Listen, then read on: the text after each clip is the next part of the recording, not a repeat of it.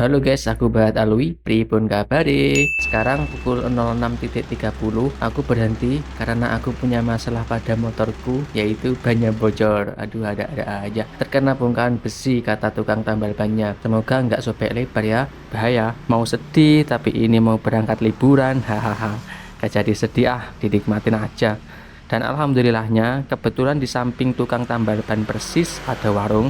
Jadi sekalian aku sarapan di sini aja biar nggak kebuang waktunya karena nunggu motornya selesai kan juga membutuhkan waktu yang lama. Aku di sini pesen pecel dan lauknya ayam. Ini berada di jalanan Mojosari, udah masuk Mojokerto ya guys. Kalau dilihat dari map sih sekitar 30 sampai 40 menitan lagi dari sini ke tujuan, yaitu base camp pos pendakian Bukit Cendono. Perjalanannya lumayan jauh karena aku dari Surabaya, dari tempat kosku, tapi seru banget karena jalannya enak dan gak membingungkan. Aku sebelumnya udah riset dari Google dan sumber yang lain. Ini aku lewat jembatan Mojosari, tapi nggak tahu ini desa apa ya. Yang tahu tolong dong komen kalau kalian di jalan kayak gini, kayak aku sekarang. Yang penting lihat rambu-rambu, insya Allah nggak bakal kesasar guys. Nah sekarang udah sampai base camp pukul 09 pagi, lalu langsung parkir, bayar 5.000 aja. Di sini tempat parkirnya dijaga sama teman-teman Karang Taruna atau pengelola wisata. Luas banget tapi agak random ya parkirnya, soalnya di rumah-rumah orang. Tapi aman kok guys,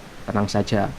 Setelah itu aku cari toilet dulu buat cuci muka dan buang air. Toiletnya bersih dan airnya dingin banget. Udah selesai semua, lanjut registrasi, bayar 11.000 per orang karena aku sendiri. Ini sudah dapat asuransi ya guys. Prosesnya cepat dan ramah. Sekarang waktunya mulai trekking ke Bukit Cendono.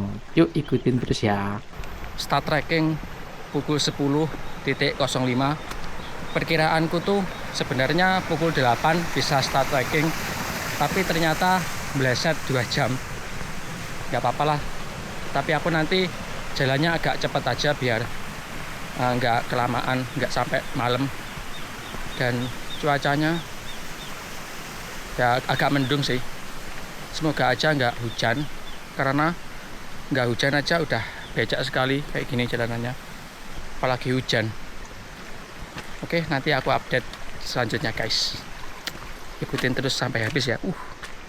Tadi udah ngelewatin gapura masuk yang ada tulisannya Sugeng Rawuh di Bukit Cendono. Kalian pasti baca kan? Tandanya petualangan dimulai.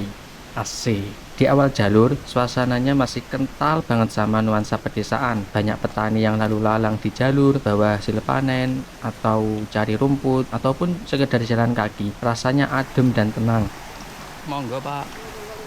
Kayak dapat bonus nuansa yang alami banget. Medannya sendiri berupa tanah dan karena dekat sungai, jalurnya agak becek dan licin, tapi aman kok kalau jalan pelan-pelan. Yang bikin semangat lagi, air sungainya jernih dan ngalirnya deres banget. Suaranya bikin rileks, benar-benar bikin perjalanan makin menyenangkan. Kita udah masuk di vegetasi yang agak tertutup. Ini kebanyakan pohon karet sama pohon pinus. Di sini adem, enak banget hawanya. Dan ada satu lagi yang enak, di sini nggak ada nyamuk. Haha, nggak kayak gunung-gunung sebelumnya. Enak sih, mantap.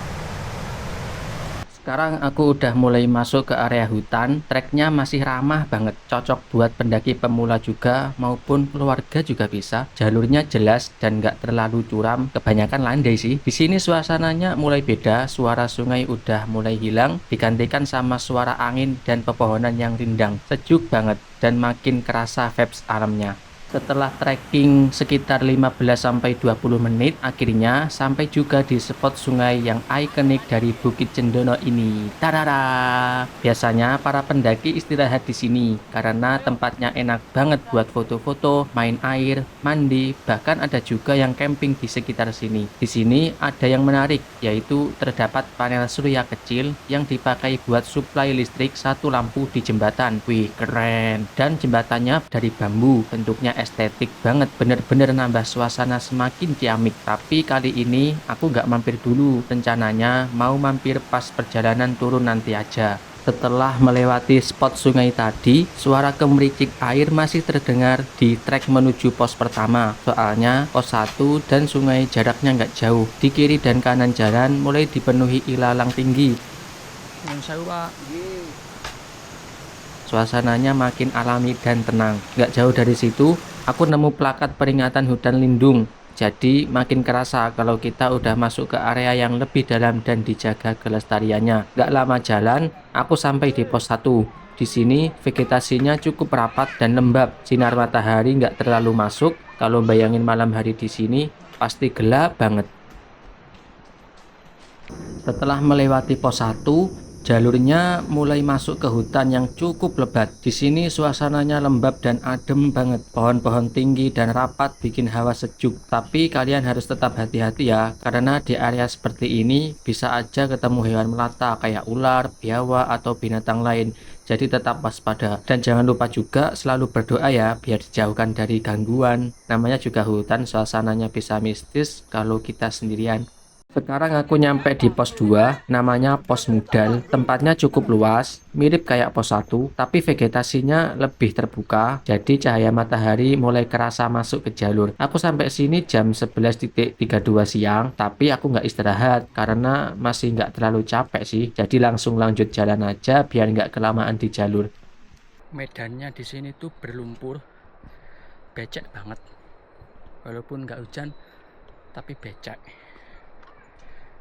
Tapi di pos registrasi atau pos perizinan kita diperbolehkan pakai alas kaki apapun guys, nggak harus sepatu hiking, sepatu running boleh, pakai sendal juga boleh, ceker juga boleh. Itu seharusnya yang harus diperhatikan sama orang-orang base camp. Kalau udah tahu medannya kayak gini harusnya nggak dibolehin sih, berbahaya, licin. Habis dari pos 2 Mudal, kita langsung ketemu salah satu tanjakan yang paling terkenal di jalur ini. Namanya tanjakan Jancuk. Jancuk ini singkatan ya, bukan berkata kotor guys. Ikatan dari janji cinta untuk konservasi. Sesuai namanya, tanjakan ini ekstrim banget. Kemiringannya tajam dan bikin ngos-ngosan. Makanya aku nggak nyaranin buat bawa keluarga atau anak kecil sampai ke puncak. Karena tanjakan kayak gini cukup berisiko, apalagi kalau belum terbiasa mendaki. Gerimis, semoga nggak deres, soalnya ini udah becek. Kalau hujan tambah becek nih ya. Beginilah suasananya. Ini aku nyampe di tanjakan Jancuk, janji cinta untuk konservasi kepanjangannya. Haha, semangat. Di sepanjang jalur, aku nemu banyak banget tulisan-tulisan alay di kayu kayak gini guys. Jujur aja, aku sampai malu sendiri pas baca. Tapi ya udah ya, kita fokus nikmatin alam aja. Sekarang aku udah nyampe di pos 3, dan menurutku sih lumayan cepet nyampenya. Soalnya aku mendaki santai, tapi memang jarang banget istirahat, jadi bisa terus jalan tanpa banyak berhenti. Kalian kalau mendaki atau hiking, kalian wajib bawa mantel ya. Kalau ketika hujan kayak gini, langsung dipakai aja mantelnya daripada sakit. Soalnya banyak sekali pendaki yang nggak pakai atau nggak bawa mantel. Kasihan. Jadi aku saranin kalau mendaki tuh bawa mantel. Hujan mulai turun, jadi aku langsung pakai mantel yang udah aku siapin di ransel dari tadi. Untungnya sempet nyiapin, jadi tetap aman. Di jalur ini, vegetasi udah mulai terbuka. Bukit-bukit di sekitar mulai kelihatan jelas, tandanya puncak udah deket. Hujan makin deres guys. Doakan aja, semoga tidak badai karena bahaya banget. Dan akhirnya kita sampai di puncak Cendono 938 mdpl. Yeay. Tapi karena hujan lumayan deras, aku nggak bisa take video banyak di sini.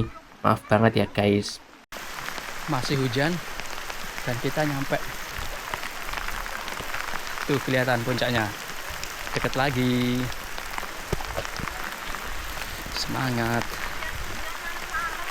Sekarang pukul 12.30. Ini udah mau nyampe puncak.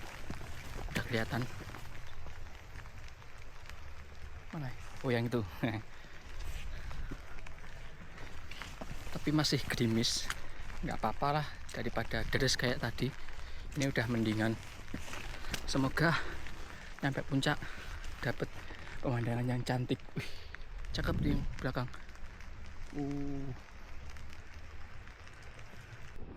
Di sini masih hujan aja.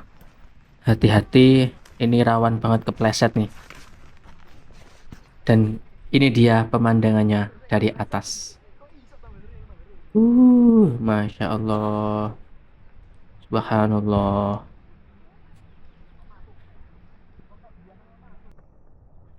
Dan akhirnya kita sampai di puncak Cendono. Tara. Seneng banget. Aduh, ada vandalisme juga. Aduh, apa ini? Alhamdulillah ya Allah, masih diberikan kekuatan bisa ke sini. Alhamdulillah.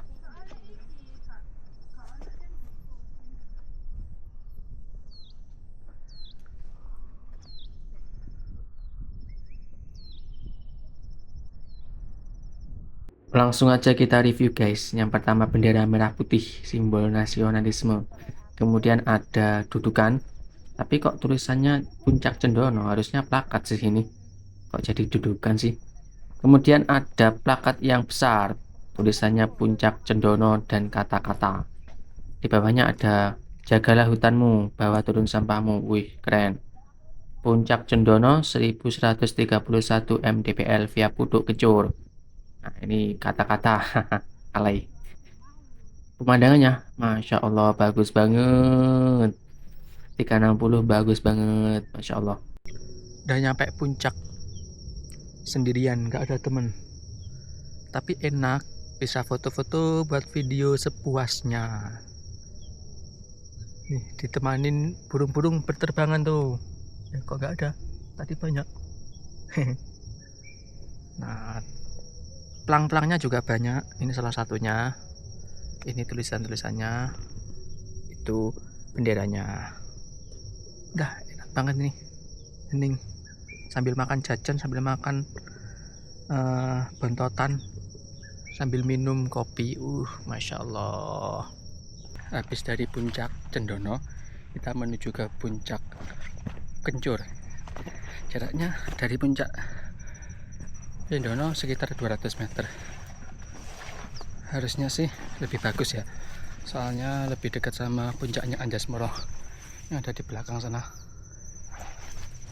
Tapi kalau kalian udah cukup sama puncak Cendono, ya nggak usah guys masak ke puncak Kencur, karena puncak Cendono udah bagus banget kok.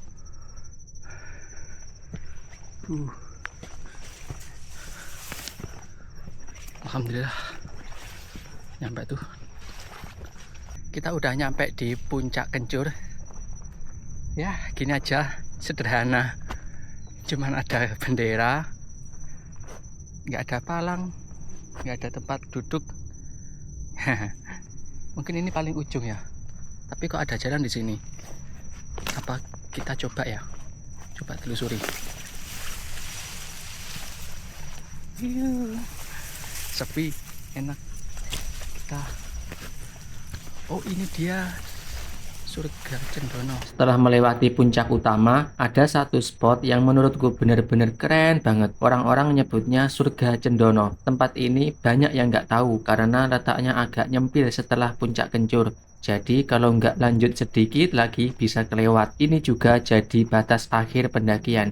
Jadi setelah ini biasanya pendaki putar balik. Yang paling keren, dari sini kita bisa melihat punggungan bukit yang memanjang dan terlihat jelas, bikin pemandangannya makin cantik dan megah.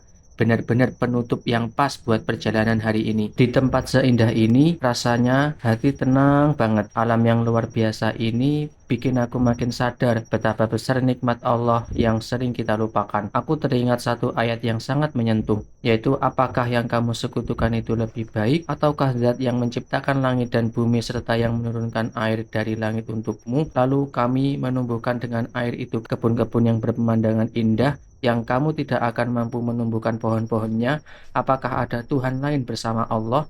Sebenarnya mereka adalah orang-orang yang menyimpang dari kebenaran. Al-Quran Surat An-Naml ayat ke-60. Semoga kita selalu bisa mensyukuri setiap langkah, udara segar, dan pemandangan indah yang Allah ciptakan. Bukan cuma sekedar perjalanan fisik, tapi juga perjalanan hati. Perjalanan ini bukan hanya soal mendaki dan melihat indahnya ciptaan Allah, tapi juga tentang bagaimana kita merenung, bersyukur, dan peduli, bukan cuma pada alam, tapi juga pada sesama manusia. Di tengah kebahagiaan kita menikmati alam, jangan lupa masih banyak saudara kita di belahan dunia lain yang sedang berjuang. Doa terbaik untuk mereka, terutama untuk saudara-saudara kita di Palestina. Free Palestine, terima kasih sudah menonton vlogku hari ini. Sampai jumpa di perjalanan selanjutnya. Aku Bahat Alwi. Well, thanks. Sekarang pukul 15.00. Aku udah perjalanan turun nih.